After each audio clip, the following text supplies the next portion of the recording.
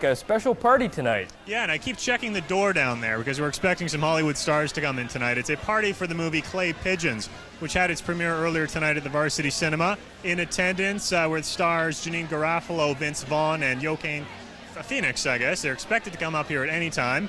But that's about it for Hollywood Glamour and Glitz tonight, because we have a story tonight behind the scenes of the film festival. It's a story about some young filmmakers trying to create a sort of farm system for the Canadian film industry by starting a showcase to develop unknown Canadian screenplays. Kathleen Robertson we're still waiting on. She's in Hamilton right now. It's a frantic day of last-minute planning for the people trying to orchestrate a live reading of a new screenplay before an audience of people who might be able to turn it into a movie, if they can just get enough actors for the parts. Here's the script. Okay. You're playing Jason. Jason. The lead. Basically, everyone has read the script, except our lead, and they're going to go through and just figure out some characters.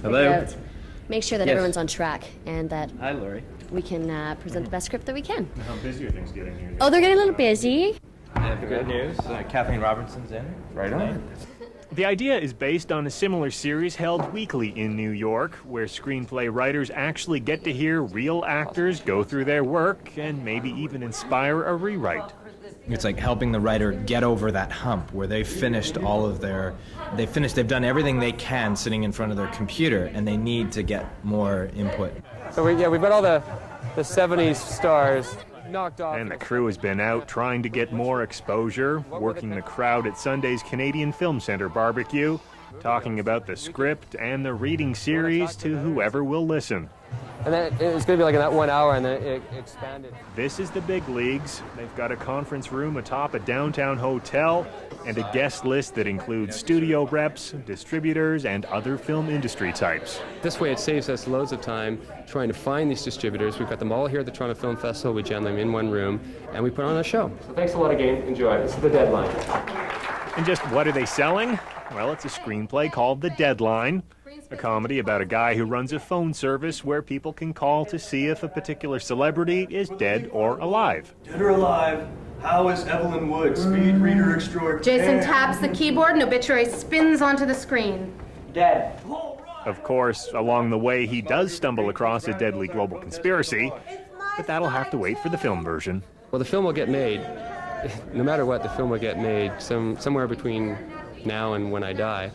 But if all goes really well, then the film will get made a lot faster, a lot better, and who knows, maybe we could see it at the Toronto Film Festival next year. So we got it together. Yeah, congrats on Ken. Your treat. Now move along. We'll talk about another movie at this year's festival. Now, it's based on a book a lot of people considered their favorite, Such a Long Journey, and now is a film. John Northcott has the details. You know, I told the fellows in the bank yesterday, this is Gustad Noble, like his name, is a proud man who has stumbled a bit on the economic ladder. He deals with his wife and family, his job and friends, and they, in turn, deal with him. There is frustration, fear, and joy. In short, it's a story about everyday life, but life in Bombay, as told in the novel by Rohinton Mistry, Indian-born, now living in Canada. So, you're going to go back and just relax? But it took a meeting at a Toronto restaurant a couple of years ago between actor Roshan Seth and Canadian director Sturla Gunnarsson to bring the novel to the screen. Rohinton's style of writing is leisurely, detailed, graceful. It doesn't race. The challenge for a filmmaker is to translate that onto the screen. And so it was off to India to shoot the project, a place Gunnarsson describes as a functional anarchy. Everybody we talked to there said, forget it. You can't do this, it's impossible, don't even bother trying. Nobody shoots in the streets in Bombay. And so we said, okay, let's do it. Filmmakers are often daunted and rarely succeed in turning a favorite novel into a movie, but not for Gunnarsson. What I did feel was reassured. I think without the novel, I never would have gone near the project. But the novel for me was a safety net. It was a touchstone. Actor Roshan Seth starred in Gandhi as Nehru, played in Mississippi Masala and My Beautiful Laundrette. He was born in India, trained and acted for 15 years in England, but returned to India over 20 years ago, but continues to work in Western films. Because of where he lives, he could bring a sort of quiet realism to such a long journey. You're there, you're in touch with things, and something happens inside. That's very important. John Northcott, CBC Entertainment, Toronto.